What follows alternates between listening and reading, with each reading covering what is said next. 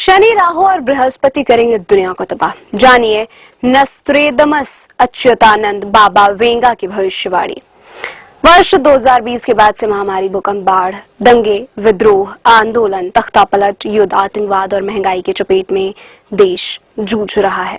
ऐसा समय करीब 80 वर्ष पहले था जबकि दूसरा विश्व युद्ध प्रारंभ हुआ था। ज्योतिष मानते हैं कि यह सभी ग्रहों के कारण हुआ था और वर्तमान में भी ग्रहों की ऐसी ही स्थिति बनी हुई है। ये जानते हैं ज्योतिष के साथ ही भविष्य वक्ताओं की भविष्यवाणियों पर एक नजर। शनि का मीन में गोचर। ज्योतिष के अनुसार 29 मार्च 2025 को शनि मीन राशि में प्रवेश करेंगे। 29 मार्च 2025 को जब शनि ग्रह कुंभ से निकलकर मीन राशि में प्रवेश करेगा तब दुनिया में विश्व युद्ध की शुरुआत की भूमिका का दूसरा चरण प्रारंभ होगा।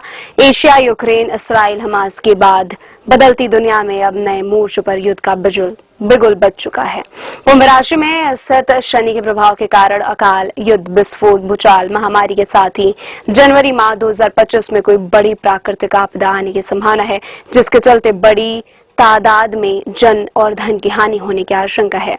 3 गुना अतिचारी बृहस्पति का मिथुन में गोचर। ज्योतिष के अनुसार 14 मई 2025 से गुरु ग्रह वृषभ से निकलकर मिथुन राशि में 3 गुना अतिचारी हो रहे हैं। अतिचारी यानी वे अब तेज गति से एक राशि को बहुत कम समय में पार करने में पुनः उसी राशि में वक्रे लौटेंगे और फिर मार्गी होकर पुनः अगली राशि में चले जाएंगे। ऐसे वे 8 वर्षों तक करेंगे। बृहस्पति की इस असामान्य गति से धरती पर हलचल बढ़ जाएगी क्योंकि बृहस्पति की मीन राशि में शनि और राहु की युति मई 18, 2025 तक रहेगी। बृहस्पति ग्रह जीवन, शीतलता, सुख, समृद्धि, उन्नति और बुद्धि प्रदान करता है, परंतु जब इसकी चाल बिगड़ जाए तो भारी नुकसान देखने को मिलते हैं। बड़े पैमाने पर जलवायु परिवर्तन के चलते धरती के मौसम और तापमान में बदलाव हो जाएगा। राहु का मीन में गोचर। 18 मई 2025 को राहु ग्रह बृहस्पति की राशि मीन से निकलकर कुंभ में प्रवेश करेगा।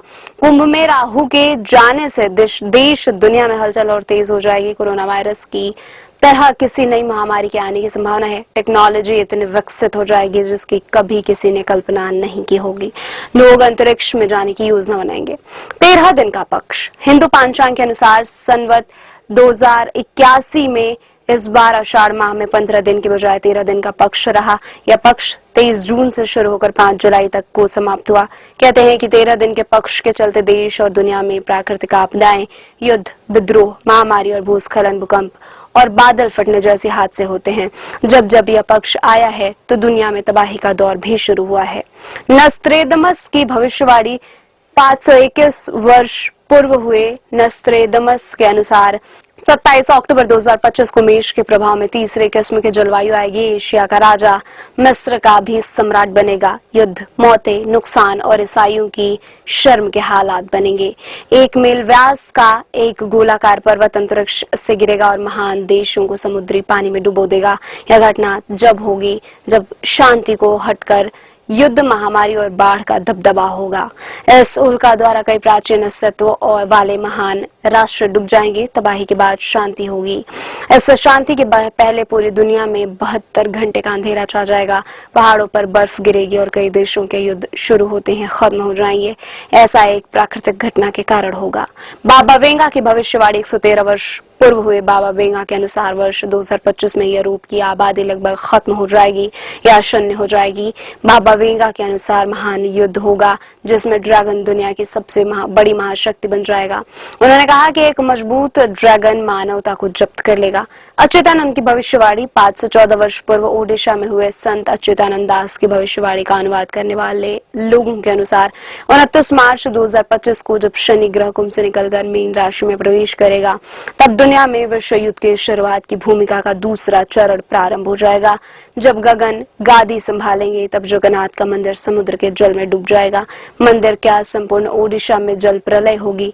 भविष्यवाणी के अनुसार एक संत के हाथों में होगी देश की बागडोर। जो अविवाहित होगा वहीं संपूर्ण क्षत्रप होगा।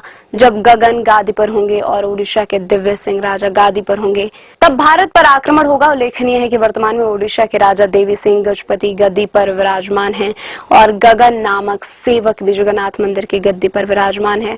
ओडिशा में ऐसी जनश्रुति है कि वर्ष 2024 से लेकर 2033 तक दुनिया में सब कुछ बदल जाएगा।